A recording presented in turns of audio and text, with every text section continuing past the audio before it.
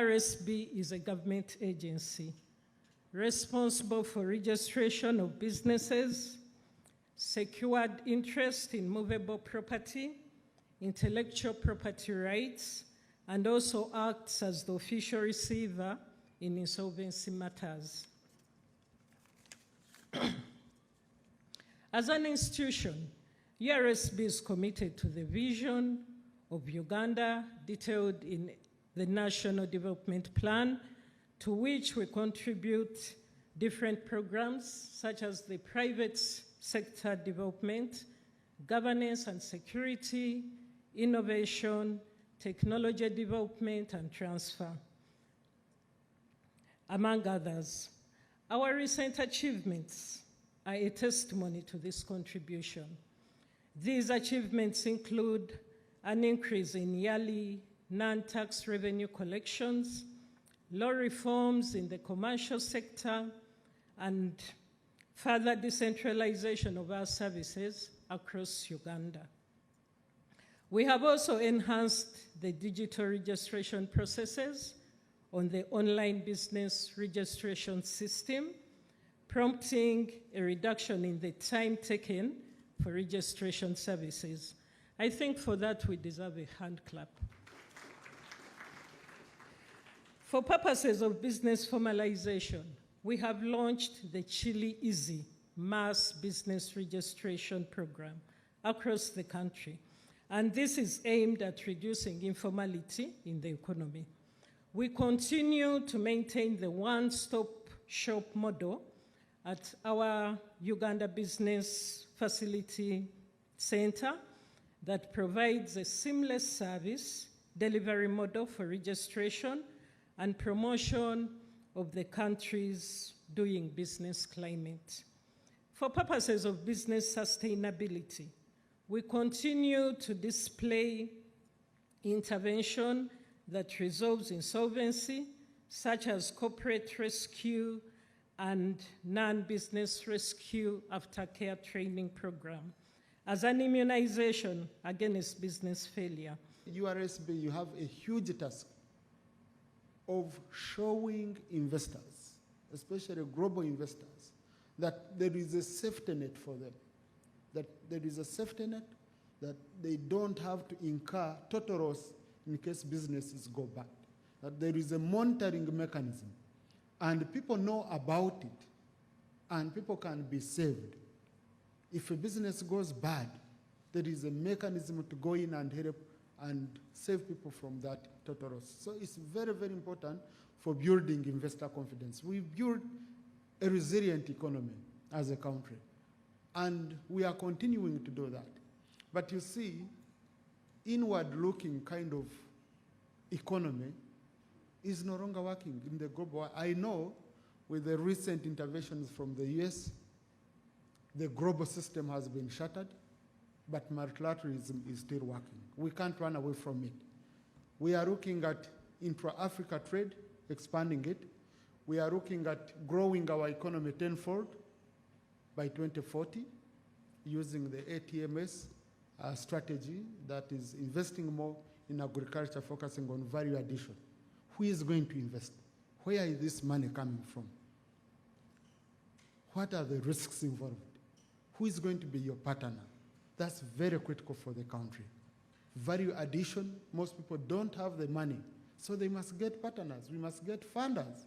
All these funders require a robust insolvency regime as one of the factors of foolproofing our economy, knowing I can be helped in case of trouble.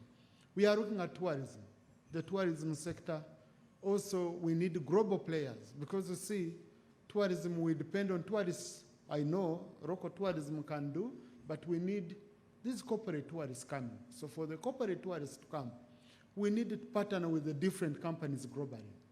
We need big investors to come in and build hotels, build airports. We've gotten a huge investor who is going to build an airport in Kidepo, an international airport in Kidepo. He's already started, and a top-of-the-range 5-star hotel. Yeah? So, but all these people, they need an economy which they know that in case of trouble, I can run here and I be helped. We are looking at, of course, we are in this budget, which we are processing and I'm running now at 10 a.m. We are in the budgeting process. Last night we finished at 10 p.m. So we are going to be hitting till late in the night.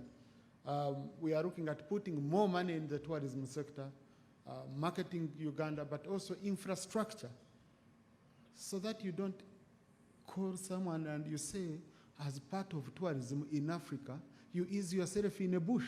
In terms of financial stability, this component is obviously very important because it allows for a country to have insolvency systems that don't create additional risk or volatility in the market.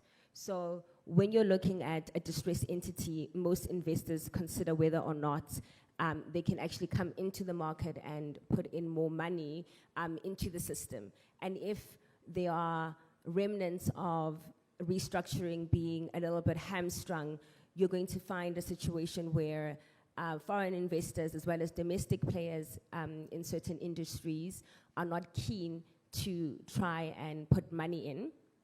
And linked to that is you have to have a prevention of systemic risk. So this is to prevent a sudden collapse of businesses and to mitigate the impact on employees and the economy. So in South Africa, labor plays a really big part in our economy. We have some very strict labor laws, and oftentimes when a company is going through financial distress, the employees are the first ones to sound the alarm. And how they do that is they often organize themselves. Most of them are unionized, depending on the industry, and they do what we call as strikes, and that basically puts your operations at a standstill. And that's a telltale sign in the economy or in that particular industry that the business is going through some financial distress.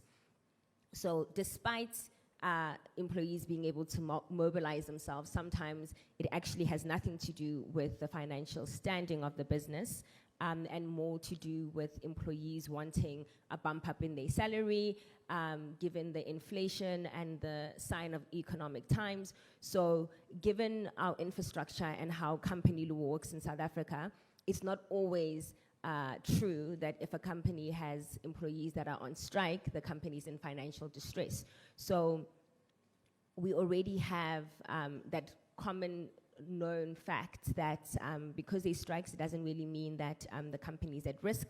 So from a financial stability perspective, that's also an indicator that South African systems can sometimes work or have a good perception in the market that when labor is up in arms, it doesn't necessarily mean that it's doom.